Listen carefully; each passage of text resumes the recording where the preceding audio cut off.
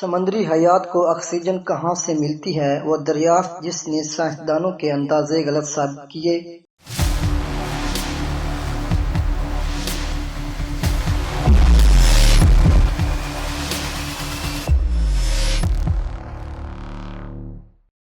سمندر کی تاریخ تہ میں موجود دھاتوں سے بننے والی آکسیجن کی کھوج نے سائنسدانوں کو حیرت میں ڈال دیا ہے۔ دنیا کی تقریباً آدھی آکسیجن سمندر سے آتی ہے۔ اس دریافت سے قبل خیال کیا جاتا تھا کہ یہ آکسیجن سمندر میں موجود پودے فوٹوسینتھیسس کے ذریعے بناتے ہیں۔ فوٹوسینتھیسس وہ عمل ہے جس میں پودے سورج کی روشنی، پانی اور کاربن ڈائی آکسائیڈ کو استعمال کرتے ہوئے آکسیجن پیدا کرتے ہیں۔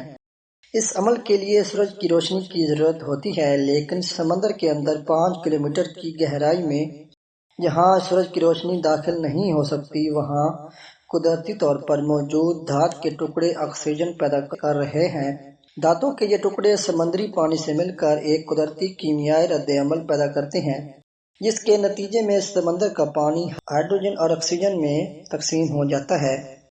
سکاٹش ایسوسی ایشن برائے میرین سائنس کے سرکردہ محقق پروفیسر اینڈریو سویٹ مین بتاتے ہیں کہ انہوں نے سن 2013 میں پہلی مرتبہ سمندر کی تہہ میں مکمل اندھیرے میں آکسیجن کی ایک بڑی مقدار پیدا ہوتے دیکھی تھی۔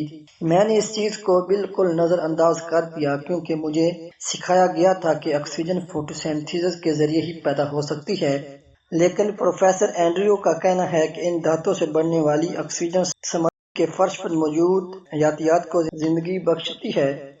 آئے دن گہرے سمندر میں کوئی نئی دریافت ہوتی رہتی ہے۔ اکثر یہ تک کہا جاتا ہے کہ گہرے سمندر سے زیادہ تو ہم چاند کی سطح کے بارے میں جانتے ہیں۔